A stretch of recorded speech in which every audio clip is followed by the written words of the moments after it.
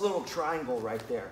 You know, for this first one, we'll just say we catch him sleeping, his arms there or whatever, and we're looking for that little triangle right there, that little tiny triangle right there. And what we're gonna do is there's really a lot of different scenarios, right?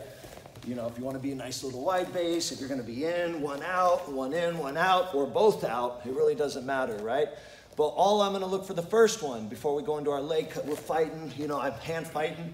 Fighting the wrist is awesome, right? If I can control his wrist, it's perfect, right? He can't do anything to me. I can't do much to him, but fighting the wrist is important. So if I'm fighting the wrist, maybe pushing him back, I'm gonna look to try to push him back. And as I turn my hip a little bit, I'm just gonna go for a quick step through right there. But I'm not gonna stop. I'm gonna immediately turn my hip into that knee on belly position and then look to pummel for an underhook on this right side. So a little quicker, we're fighting, we're doing our thing, quick in, try to get to that side. The reason I have this underhook is one reason, because he can't frame, he can't turn towards me. As long as I got that underhook, he tries to turn towards me, I got a good framing opportunity, and now I'm in a good little position to look to take the back or go to side control. Going side to side is just kind of a nice little drill. You know, we're playing, we're popping, we're doing our thing. I'm looking for it to be up here, because if it's down, there's some other stuff we would do. You know, maybe I'm wrist controlling here, push, step through, angle change, look to get that underhook if possible. If he doesn't give me the underhook, I'll grab the wrist. And then obviously vice versa to the other way. Second option, when we go for that, you know, what ends up happening is as I may be going, he kind of grabs me right there. And I kind of get stuck into that motion right there. My knee's starting to poke, but I'm kind of getting stuck into that motion. I should be tight anyway. If I can't get an underhook, I'm gonna try to go here. If I can get the underhook, I'm gonna try to go under. But if I can't get the underhook, I'm just gonna start to close line with the cross face, try to flatten him down. He locks his half guard.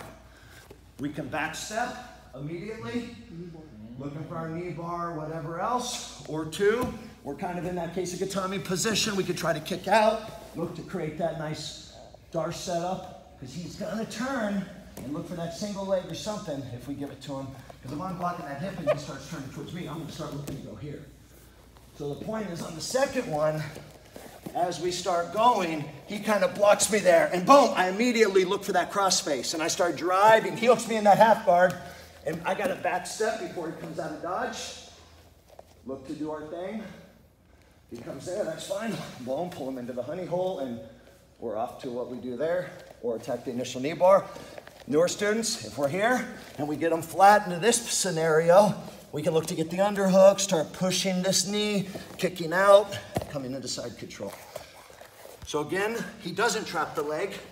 Boom, we're doing our thing. I see that opening, I kick through, boom, try to pummel through that underhook, go to the other side. If I'm on the other side, look into that base, good, maybe I push and hook, I step through, boom, kind of scramble, look to pass that way. And then the other option is when we do it, he traps the leg. Boom, I start to go, boom, get that knee to the mat, he traps, back step, pull through, and we're here. Start going for bing, clover leaf, etc., or we get into here, maybe I got the underhook, I'm able to flatten him, but I don't want to back step. Try to kick through, Keisugatami, and then play into that game. So step through, knee on belly. Second one, he catches it, we got a knee cut. Does that make sense? Let's go, last one.